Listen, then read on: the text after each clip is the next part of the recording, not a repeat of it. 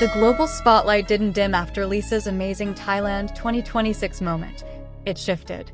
And just as the attention around her representing an entire nation began to settle, another presence entered the frame, Frédéric Arnault. For Lisa manoban fans, this wasn't just another appearance. And for those who follow the luxury world closely, the timing raised eyebrows instantly. Because when a figure known for moving quietly within the highest circles of global luxury influence appears around Lisa right after a national-level campaign, people don't see coincidence, they see signal. At first, it was subtle.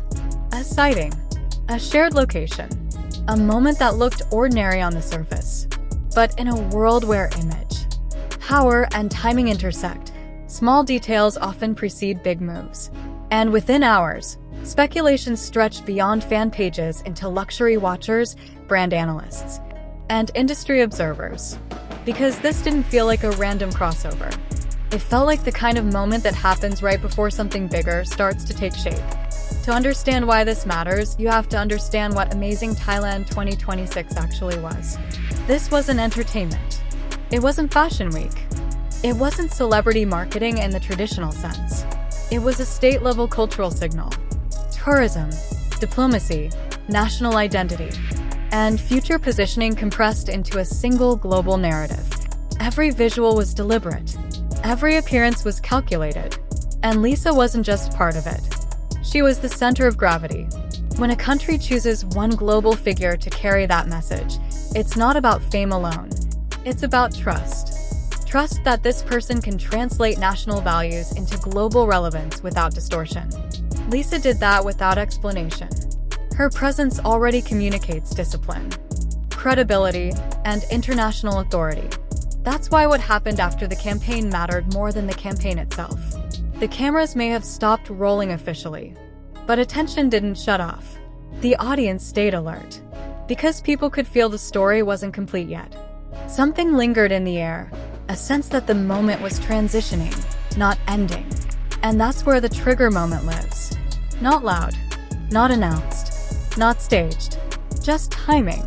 In branding and influence, timing is everything. Visibility hits harder when it follows restraint. Impact multiplies when audiences feel like they discovered something instead of being told what to see. Lisa understands that instinctively. She doesn't flood the market. She curates attention. And that discipline is exactly what separates temporary hype from long-term brand value. Halfway through the online reaction, the conversation shifted. At first, people talked about presence. Then they started asking questions. Why here? Why now? Why immediately after a national campaign? That question loop is powerful.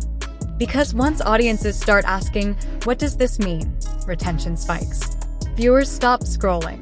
They lean in. They rewatch. They comment. That's the clip charge moment. The invisible pivot where content turns into narrative. From a business perspective, this is where Lisa's positioning becomes impossible to ignore. In today's economy, brand value isn't built by repetition. It's built by contrast, by silence followed by precision, by understanding that influence compounds when it feels earned, not forced. Marketing teams spend millions trying to engineer this level of curiosity. Lisa generates it through timing alone.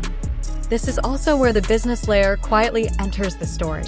Modern influence isn't measured only by contracts or logos. It's measured by cultural leverage, the ability to operate across industries without dilution. Lisa isn't just endorsing brands anymore. She's functioning as a connector between culture, commerce, and national perception. Entrepreneurship at this level doesn't look like launching products every quarter. It looks like choosing moments that compound over time. Each appearance adds to a portfolio of perception. Each decision feeds long-term equity. That's how influence turns into revenue, not overnight, but sustainably. And this is where Lisa from Blackpink and Frédéric Arnault, CEO of Loro Piana, briefly align. Not as spectacle, but as structure. Both operate in systems where power grows quietly, where authority doesn't need announcements, where presence is enough. That alignment doesn't require confirmation. It's readable in behavior, in restraint, in the way moments are allowed to breathe instead of being over-explained.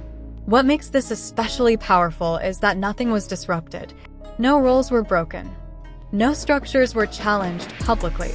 The narrative didn't fracture, it expanded. Lisa didn't leave the frame she was in. She widened it. Emotionally, fans felt that shift. Not because they were instructed to react, but because something felt elevated, more controlled, more intentional. It felt like growth. Amazing Thailand 2026 became more than a campaign. It became a marker. A moment where Lisa Manoban's public role visibly transitioned from global celebrity to cultural figure operating at state-adjacent scale. That's rare. And rarity is the foundation of premium valuation. As discussions continued, another layer emerged. This wasn't about one person appearing near another. It was about context. About what happens when a global luxury figure intersects with a national narrative led by someone whose personal brand already carries international trust. From an investment mindset, that's not noise. That's signal. Brands chase association with governments. Governments chase association with credibility. Lisa sits at that intersection, not loudly, not aggressively, but consistently. That's why her influence doesn't spike and crash. It compounds. And once again, Frédéric Arnault enters the frame, briefly, quietly, symbolically, reinforcing that this wasn't accidental chaos. It was proximity within a shared ecosystem of long-term thinking, brand intelligence, and influence management. No statement was needed. The audience did the decoding themselves. That realization is the climax. Not a reveal, but an understanding. That Lisa isn't just part of moments anymore. She's part of the mechanism that creates them. By the end, fans weren't just sharing images. They were sharing interpretations. And interpretation is the highest form of engagement. It turns viewers into participants. It turns content into conversation. And conversation drives reach, relevance, and revenue without paid amplification. Emotionally, the moment landed because it felt respectful. Respectful to Thailand. Respectful to the audience. Respectful to intelligence. Nothing was over-explained. Nothing was forced. That restraint felt expensive. As the narrative cooled, one final alignment appeared. Lisa and Frédéric Arnault, not as a headline, but as punctuation. A quiet reminder that the most powerful figures don't need to stand center stage together to influence the direction of attention. That kind of punctuation doesn't shout. It lingers. It stays in the back of the mind long after visuals fade, shaping how the entire moment is remembered. Because real power rarely announces itself. It waits for people to connect the dots. And that's exactly what happened here. Lisa didn't pose. She didn't confirm. She didn't frame the narrative. She allowed space. Space for interpretation. Space for speculation. Space for audiences to feel like they were witnessing something unfold in real time rather than being handed a finished story. That restraint isn't accidental. It's learned at the highest level of global influence. What followed was subtle but telling. Conversations moved beyond fashion, beyond fandom. People began discussing positioning, timing, what it means when a global cultural figure exits a national campaign and immediately exists within proximity to international power networks. Not officially, not loudly, but visibly enough to register. That's when a moment stops being entertainment and starts functioning as signal. Lisa's strength has never been domination. It's calibration. Knowing exactly how much presence is required, and when pulling back creates more gravity than pushing forward. Amazing Thailand 2026 gave her a platform rooted in national identity. What came after showed how effortlessly she moves once that platform ends, as if the transition itself was part of the message. And that's why this moment resonates.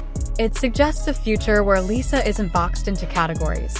Not just idol, not just ambassador, not just cultural representative, but a figure who moves fluidly between culture, business, and global perception without losing coherence.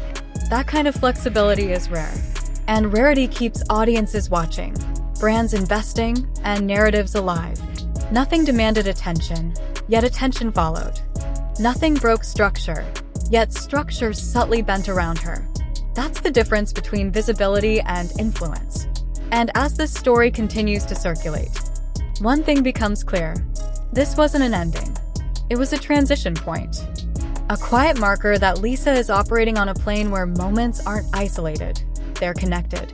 Where every appearance is less about reaction and more about trajectory. So when people ask why this mattered, the answer isn't in a single frame or headline. It's in how long we're still talking about it. How many interpretations it invites. How naturally it fits into a much larger picture still forming. Because some figures don't chase the spotlight. They reshape where it points next. And she is already standing there. If this story made you pause, you're already ahead of the curve. Make sure hit that subscribe button to stay inside the moments before they become headlines. Share this with someone who still thinks influence like this is random. And tell us what you see, strategy, signal, or something even deeper. Because Lisa Blackpink isn't chasing attention. Attention reorganizes around her. She's already positioned where the next narrative begins.